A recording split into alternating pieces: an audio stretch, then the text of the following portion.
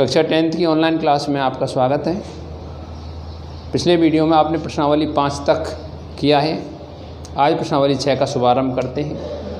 प्रश्नावली 6 आपके सामने मिलते दी।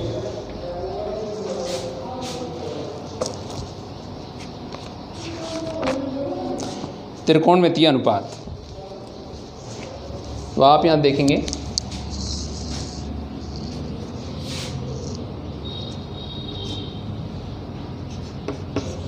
त्रिकोणमितीय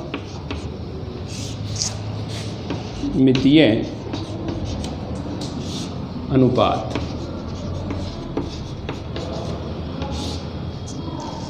त्रिकोणमितीय अनुपात में आप, जैसा कि इसका नाम है त्रिकोण, हम एक त्रिकोण के बारे में चर्चा करेंगे और त्रिकोणमितीय अनुपात क्या होते हैं इसकी डिटेल आपको यहाँ देंगे। त्रिकोण, तो त्रिकोण क्या होता है? एक समतल में 3 रेखाखंडों से घिरी हुई बंद आकृति को त्रिकोण कहेंगे। त्रिकोण का मतलब होता है त्रिभुज। त्रिभुज कितने प्रकार के होते हैं ये आप इधर देखेंगे। त्रिकोण जिसमें 3 कोण हों, यानी इसका नाम होगा त्रिभुज। त्रिभुज कितने प्रकार के हैं? तो यहाँ आप इसको 2 भागों में इस प्रकार बांटेंगे, भुजाओं के आधार पर।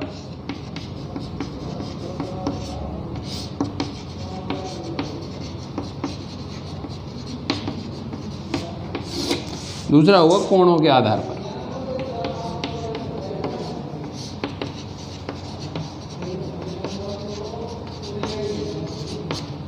भुजाओं के आधार पर त्रिभुज,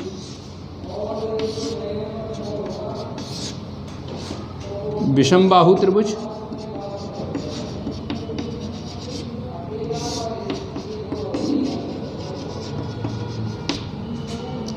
दूसरा होगा समद्विबाहु त्रिभुज,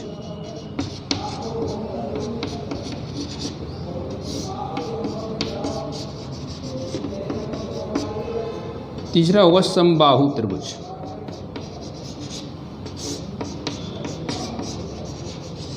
जैसा इसका नाम है, मैंने आपको बताया त्रिभुज किसे कहेंगे?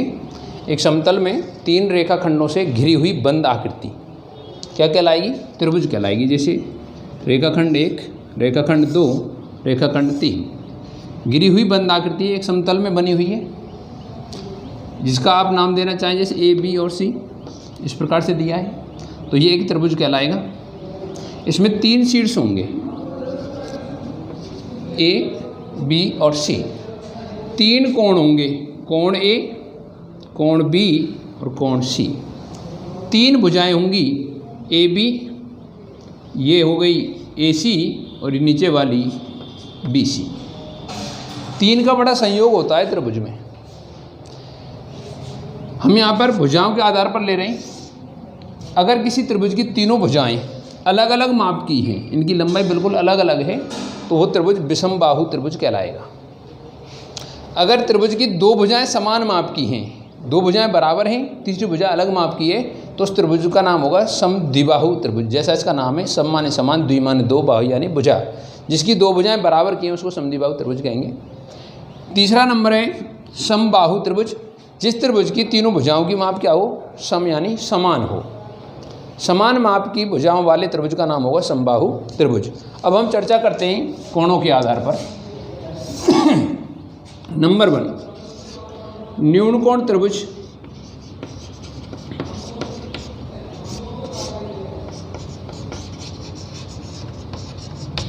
नंबर 2, समकोण त्रिभुज।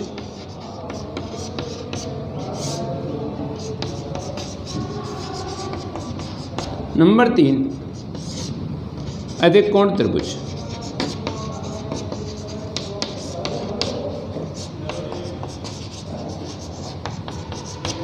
ये आप जानते हैं त्रिभुज के तीनों कोणों का योग 180 डिग्री होता है। यहाँ पर जैसे कोण ए, कोण बी और कोण सी लिया जा रहा है, तो तीनों का योग होगा 180 डिग्री। यहाँ पर हम ये देखेंगे नंबर 1, जैसा इसका नाम है न्यून कोण त्रिभुज, तो सबसे पहले हमको ये आना चाहिए कि न्यून कोण कहते किसे हैं। तो पहले हमें न्यून कोण की परिभाषा याद होनी चाहिए। न्यून कोण क्या होता है? ऐसा कोण जिसकी माप 0 डिग्री से अधिक हो और 90 डिग्री से कम हो, ऐसे कोण को हम न्यून कोण त्रिभुज कहेंगे। और जिस त्रिभुज के तीनों कोण न्यून कोण हों, सबसे पहले न्यून कोण 0 डिग्री से बड़ा और 90 डिग्री से छोटा अगर माप है तो न्यून कोण कहलाएगा। फिर आता है नंबर न्यून कोण त्रिभुज का।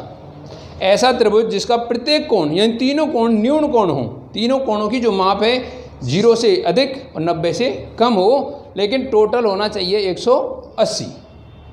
ऐसे त्रिभुज को हम कहेंगे न्यून कोण त्रिभुज। नंबर सेकंड समकोण त्रिभुज। तो पहले हमको आना चाहिए कि समकोण किसे कहते हैं। तो 90 अंश के कोण को हम क्या कहेंगे? समकोण कहेंगे।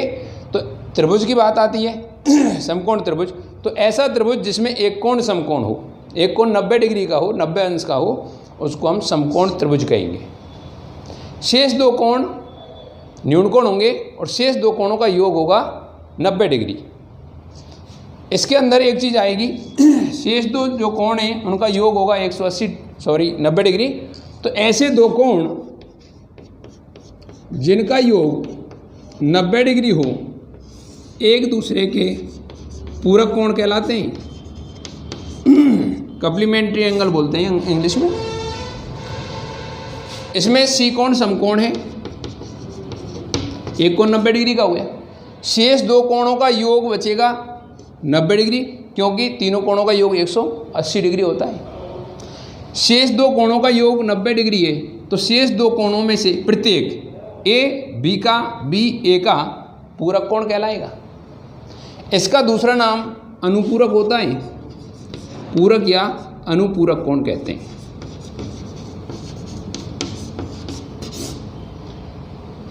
तो ऐसा त्रिभुज जिसका एक कोण क्या हो? समकोण हो, 90 डिग्री का हो, उसको समकोण त्रिभुज कहेंगे, जिसमें शेष दो कोण न्यून कोण होंगे और उन दोनों का योग होगा 90 डिग्री।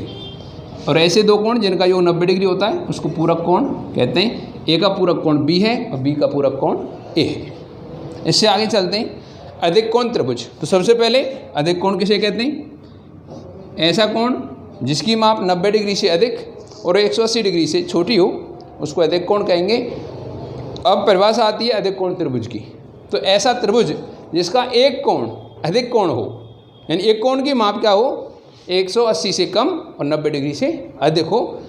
शेष जो कोण होंगे वो न्यून कोण होंगे दोनों, लेकिन शेष दो कोणों का योग 90 नहीं होगा। अगर शेष दो कोणों का योग 90 है तो वो समकोण त्रिभुज के अंतर्गत ही आएगा। यह आपको विशेष ध्यान रखना है। अब हम यहाँ त्रिकोणमितीय अनुपात में केवल समकोण त्रिभुज की चर्चा करते हैं और आगे बढ़ते हैं।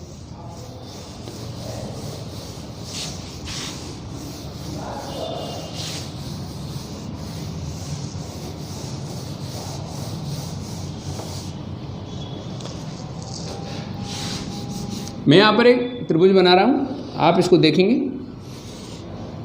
ये एक त्रिभुज है जिसका नाम मैं रख रहा हूँ ए बी और सी।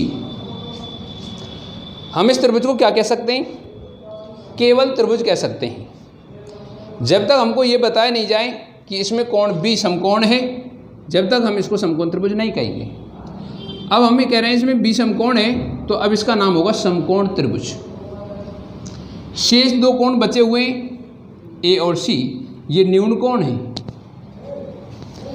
इन दोनों का योग 90 डिग्री है। अब आपको देखना है त्रिभुज की भुजाओं के नाम भी होते हैं। समकोण त्रिभुज की भुजाओं के नाम किस प्रकार से होंगे? समकोण के सामने वाली जो भुजा है उसका नाम होगा कर्ण। शेष दो भुजाएं बची हुई हैं जिनको आप जानते हैं लंब और आधार कहेंगे, लेकिन मैं ये कहने में फिलहाल असमर्थ हूँ कि आधार BC है या आधार AB, जब तक हमको न्यून कोण नहीं बताया जाए। न्यून कोण यदि C है, जिसको हम थीटा ले रहे हैं, इससे स्पष्ट हो जाएगा न्यून कोण के सामने वाली भुजा आपको दिखाई दे रही है, ये होगी लंब।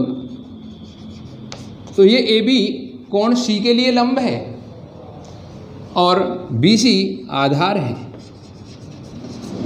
अगर हम कोण A की चर्चा करते हैं, न्यून कोण A के लिए लिया जाए, तो न्यून कोण A के लिए BC लंब होगा और AB आधार होगा। तो यहाँ पर स्पष्ट है कि हम न्यून कोण सी यानी थीटा की बात कर रहे हैं। अब आता है नंबर त्रिकोणमितीय अनुपात के अंतर्गत समकोण त्रिभुज हो गया, भुजाओं के नाम हो गए, ये समकोण हो गया, ये न्यून कोण हो गया। त्रिभुज की तीनों भुजाओं के नामों में संबंध क्या होता है? समकोण त्रिभुज की भुजाओं में संबंध क्या होता है, इनकी माप में क्या संबंध है? तो आपने पाइथागोरस का नाम सुना होगा।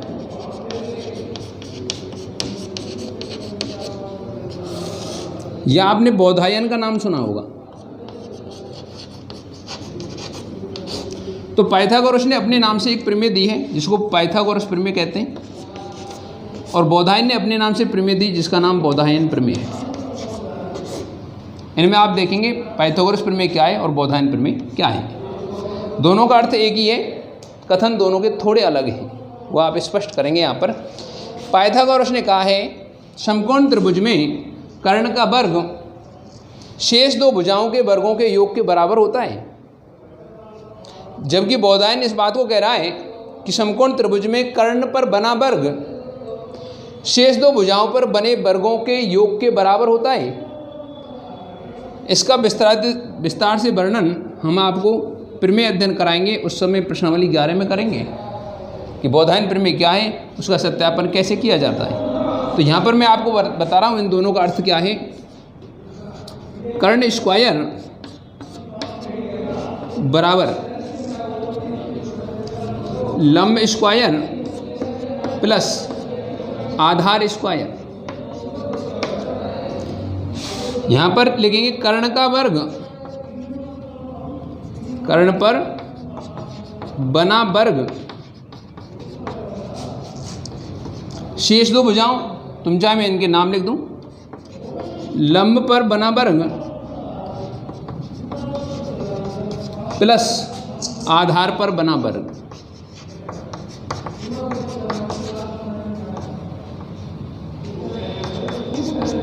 तो यहाँ पर मैं बौधायन प्रमेय का स्पष्टीकरण दे रहा हूँ। आप देखेंगे एक समकोण त्रिभुज है, ये इसका कर्ण है। कर्ण पे यदि कोई वर्ग बनाया जाए तो इस प्रकार से इस पे वर्ग बनेगा। आधार पे वर्ग बनाया जाएगा तो इस प्रकार से बनेगा, और इधर आप लंब पे वर्ग बना रहे हैं तो इस प्रकार से यहाँ पे वर्ग बनेगा। कर्ण पर बना वर्ग, कर्ण पे जो वर्ग बना हुआ है इसकी प्रत्येक भुजा की माप कर्ण के बराबर है, और वर्ग का क्षेत्रफल भुजा गुना भुजा होता है, इसलिए कर्ण पर बने वर्ग का क्षेत्रफल होगा कर्ण गुना कर्ण, यानी कर्ण का स्क्वायर भुजा स्क्वायर के अनुसार। लंब, प्रत्येक भुजा लंब के बराबर है इस वर्ग की, जिसका क्षेत्रफल लंब का स्क्वायर होगा लंब गुना लंब, और आधार पे बने वर्ग का भी क्षेत्रफल आधार का स्क्वायर होगा। तो दोनों का अर्थ एक ही आ रहा है, कर्ण का वर्ग शेष दो भुजाओं के वर्गों के योग के बराबर होता है। करेक्ट। आगे देखते हैं।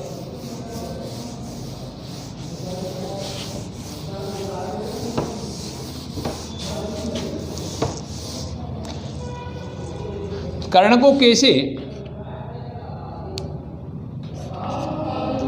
लंब को L से आधार को A से व्यक्त करें तो k square equal L square plus A square होगा। यदि आपको L स्क्वायर निकालना है तो L स्क्वायर बराबर पक्षांतरण के दौरान k square minus A square हो जाएगा, और A स्क्वायर निकालने पर A स्क्वायर बराबर k square minus L square होगा। आवश्यकता पड़ने पर आपको ध्यान रहे कि कोई भी फार्मूला लगा के आप ज्ञात कर सकते हैं। इससे आगे चलते हैं और हम त्रिकोणमितीय अनुपात के बारे में चर्चा करते हैं। त्रिकोणमितीय अनुपात,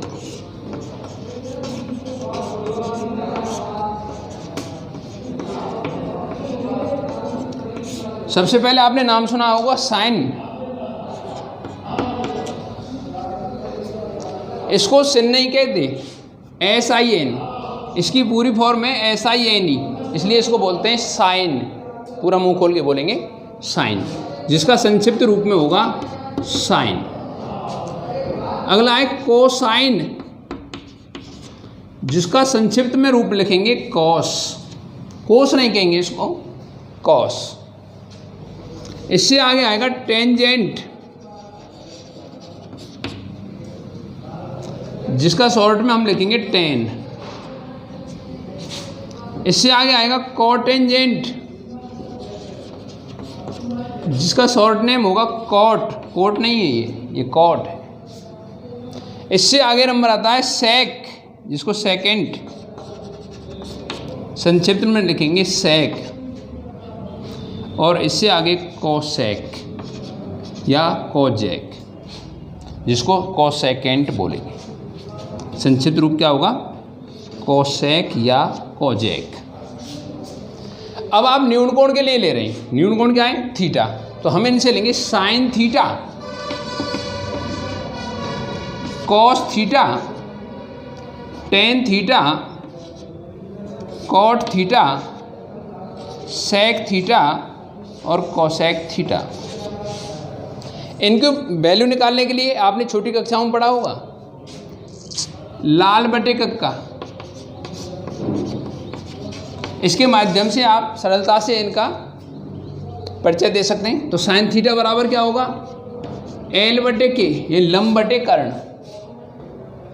कॉस थीटा मैं लिख देता हूँ एस सी टी। तो एस के लिए लंब बटे कर्ण, सी के लिए आधार बटे कर्ण और टेन टी के लिए होगा लंब बटे आधार। यहाँ से आगे आप विपरीत चल देते हैं, नीचे की ओर से लिखेंगे या ये लिखेंगे ए के बटे एल ए एल। इसके माध्यम से आप नीचे वालों का परिचय देंगे। कॉट आधार बटे लंब, सेक कर्ण बटे आधार और कोसेक कर्ण बटे लंब। यहाँ आपको स्पष्ट हो रहा है साइन थीटा का मान लंब बटे कर्ण है और कोसेक थीटा का कर्ण बटे लंब है। ये एक दूसरे के व्युत्क्रम हैं, उसको इस प्रकार से दर्शाएंगे। आप इधर देखते रहें।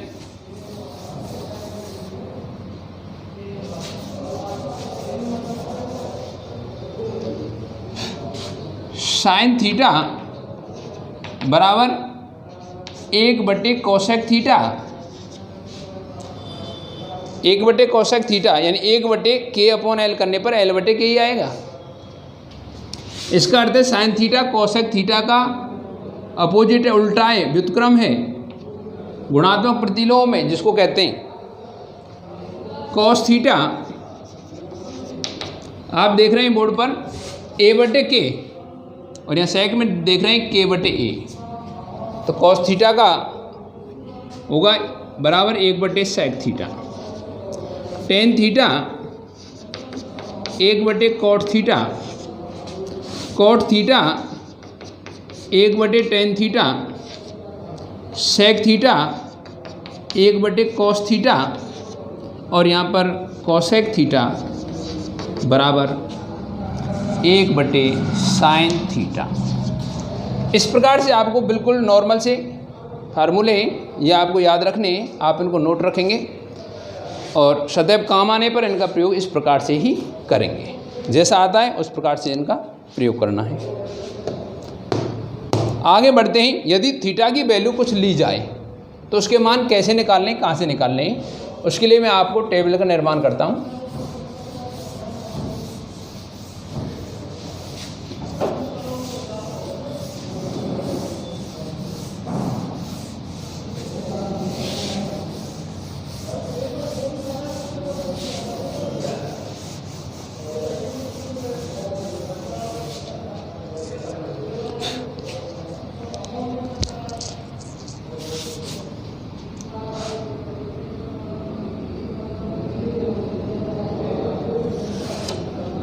यहाँ पर आप देख रहे हैं इस प्रकार से इधर डिग्री या रेडियन चलेगा,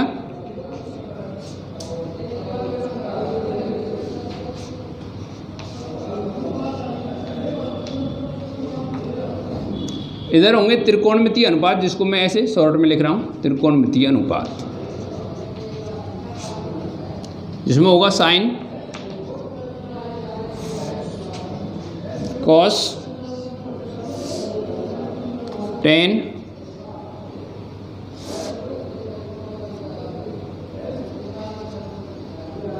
कॉट सेक और लास्ट में कोसेक।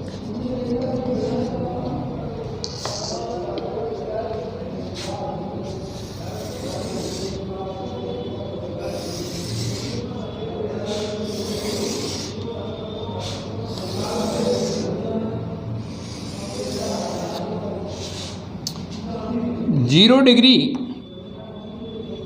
या जीरो रेडियन, यहाँ डिग्री चलेगा या रेडियन चलेगा, ध्यान रखना है। 30 डिग्री या π/6 रेडियन,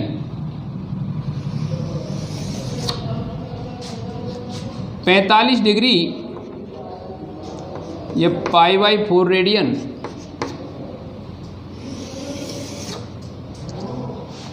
60 डिग्री π/3 रेडियन, 90 डिग्री या π/2 रेडियन।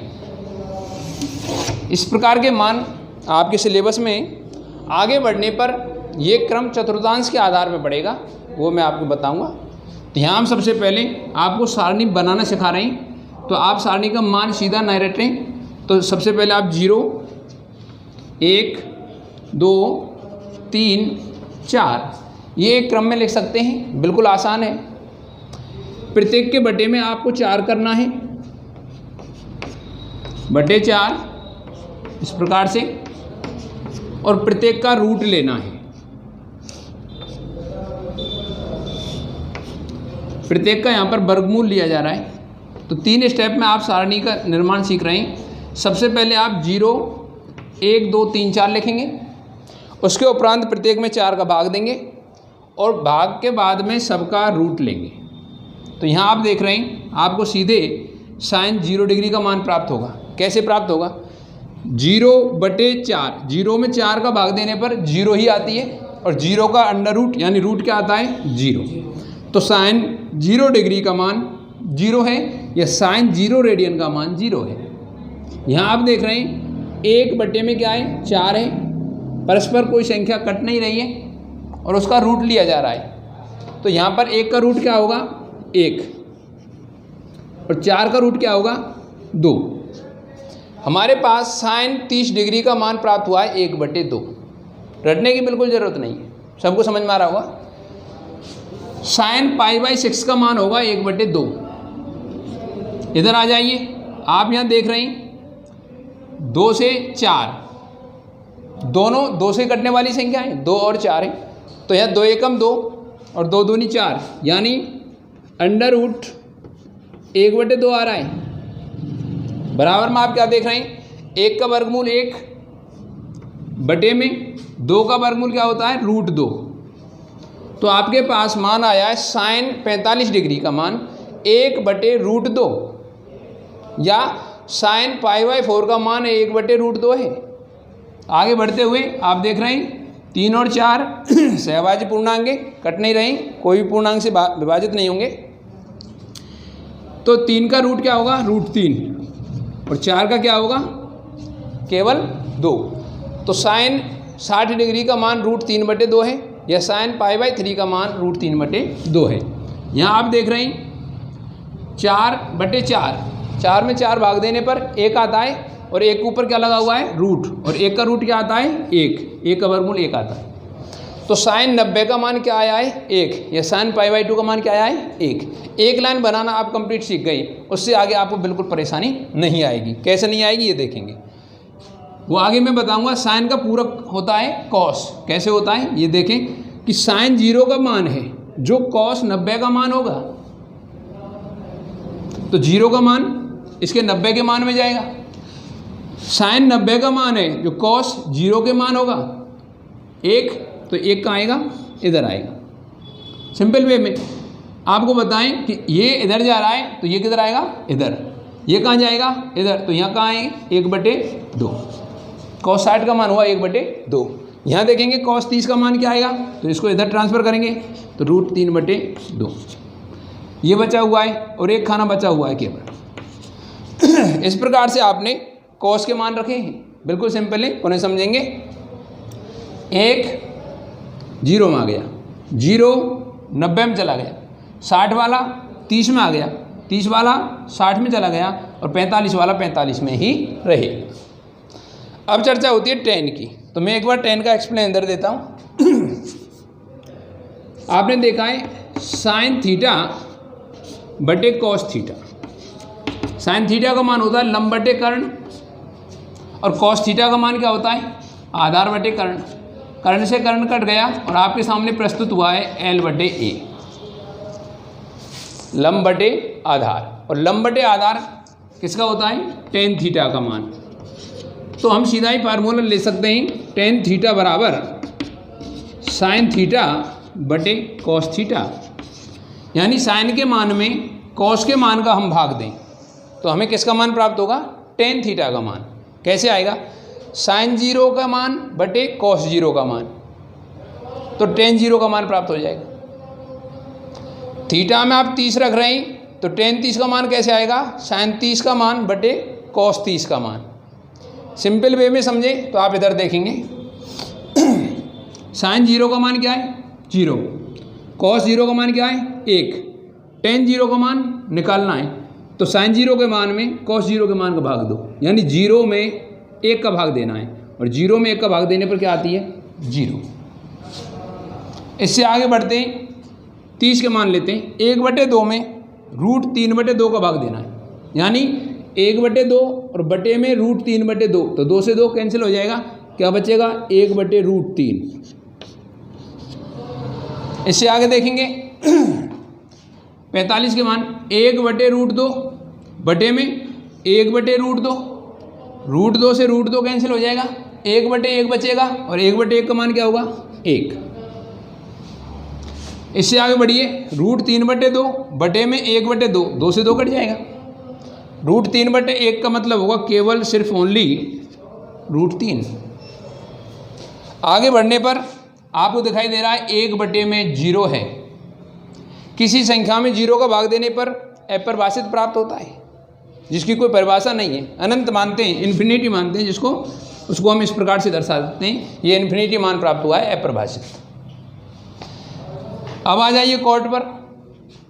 कॉट tan का बिल्कुल पूरक होता है, इसके 0 के मान इसके 90 के मान के बराबर है, इसका 90 का मान इसके 0 के मान के बराबर है।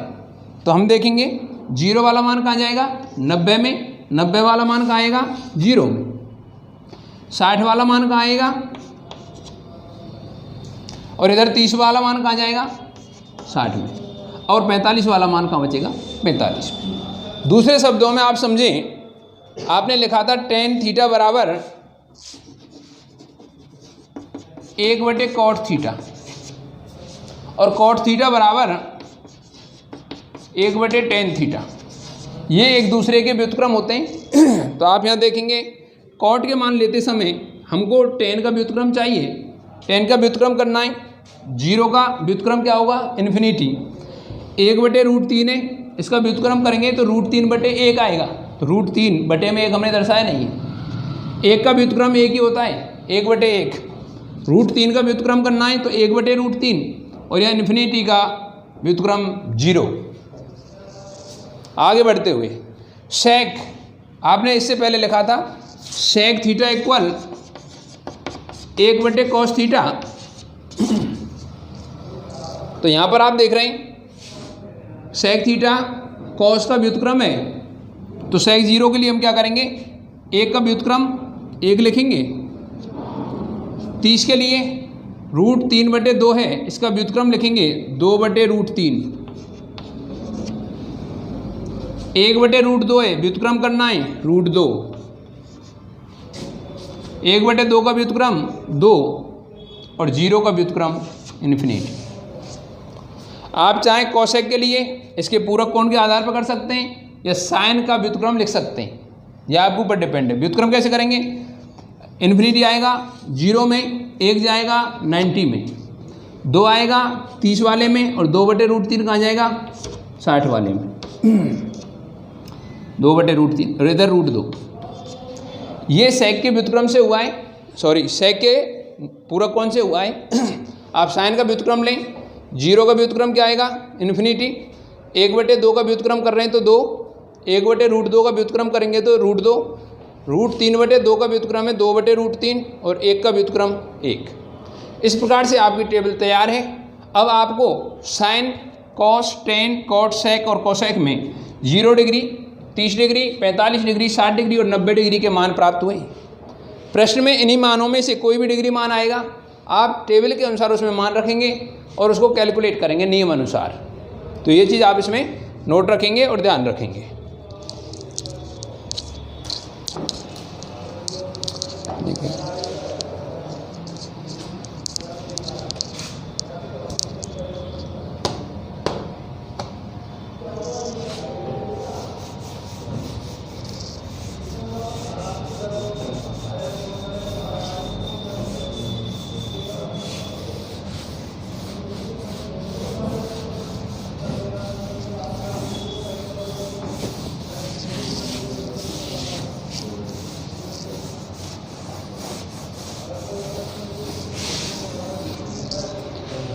अब आपको हम ले चलते हैं आगे प्रश्नावली 6.1 पर।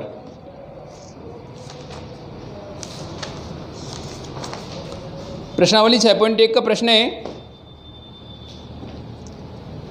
निम्न के मान ज्ञात कीजिए। आपको क्वेश्चन कैसे सॉल्व करने हैं ये आप देखेंगे। तो यहाँ देखेंगे प्रश्नावली 6.1।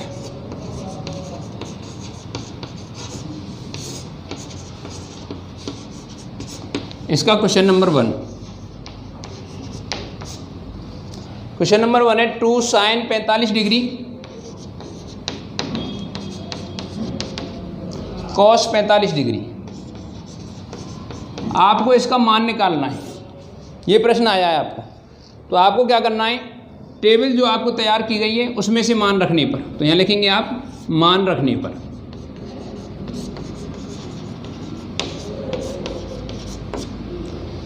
दो इंटू साइन 45 का मान जो भी आपने निकाला, साइन वाली लाइन में 45 डिग्री के नीचे आपको लिखा मिलेगा 1/√2 इंटू कॉस 45। उसी तरीके से आप मान देखेंगे टेबल में, तो कॉस 45 का मान 1/√2 आएगा। यहाँ आप देख रहे हैं 2 गुणा में 1 गुणा 1 करने पर क्या आएगा 1, और √2 गुणा √2 करने पर क्या आएगा 2, 2 से 2 कैंसिल हो जाएगा और मान प्राप्त होगा 1। इस प्रकार से आपको छोटे छोटे क्वेश्चन इस तरीके से करने हैं। आगे बढ़ते हुए क्वेश्चन नंबर 2 लेते हैं, और क्वेश्चन नंबर 2 क्या है, cos 45 degree into cos 60 degree minus sine 45 degree into sine 60 degree. इस प्रकार से आपको मान निकालना है। वही तरीका चलेगा मान रखने पर।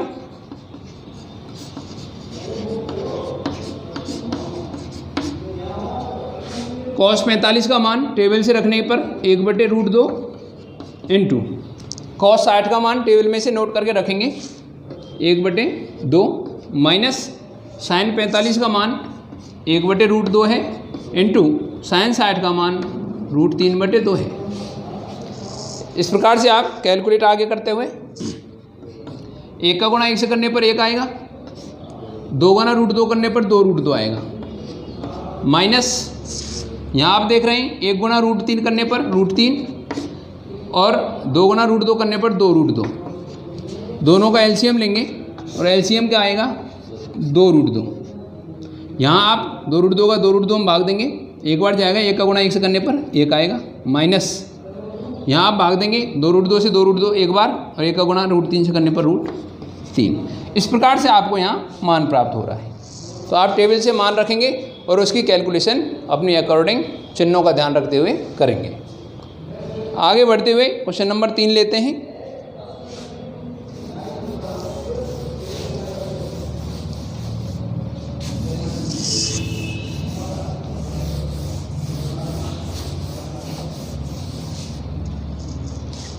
क्वेश्चन नंबर 3 है साइन स्क्वायर 30 डिग्री